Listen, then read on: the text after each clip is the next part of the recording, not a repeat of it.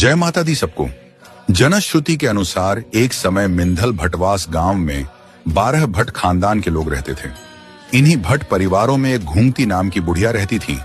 वह मां काली की सच्ची उपासिका थी, जिसके 7 पुत्र वह पुत्र बधुएं थीं।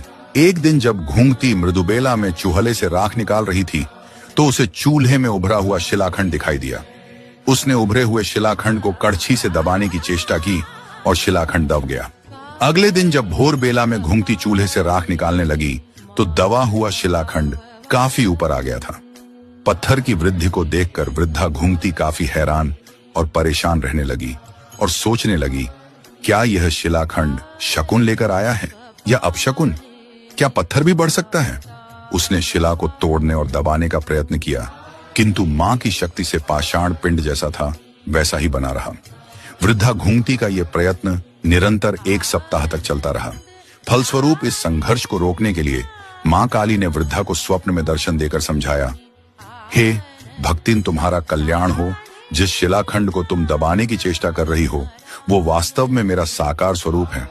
हे साधिके, छंड और मुंड नामक दैत्यों के संहार के बाद मैं इस पवित्र स्थान पर निवास करना चाहती हूँ। इसलिए हे साधिके, पाषाण पिंडी के रूप में इस पावन स्थली मिंदल भटवास में मेरा प्रकट होने का समय आ गया है। किंतु वृद्धा स्वप्न के संकेत को समझ न सकी।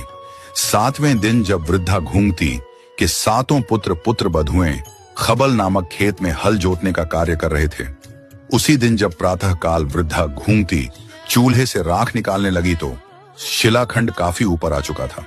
वृद्धा ने शिलाखंड को तोड़ना चाहा, लेकिन पाषाण शिलाखंड नहीं टूटा, अपितु मां कालका के क्रोध की सीमा न रही और शिला चूल्हे को तोड़ती हुई घर के छत का भेदन करके बाहर प्रकट हुई। मां ने क्रोध में आकर बुढ़िया के 7 पुत्रों और पुत्र वधुओं को बैल सहित शापित कर दिया। मां ने कहा, आज के बाद मिंधल भटवास में किसी के 7 पुत्र नहीं होंगे। अगर हुए तो उनका वंश समाप्त हो जाएगा और मिंधल में एक ही बैल से खेती होगी। उसके बाद आज भी मिंधल में एक ही बैल से हल जोती जाती है। घर की छत पर मां का भव्य मंदिर बनाया गया है और मां की पूजा अर्चना होती है। जय मां काली मिंधल बाली।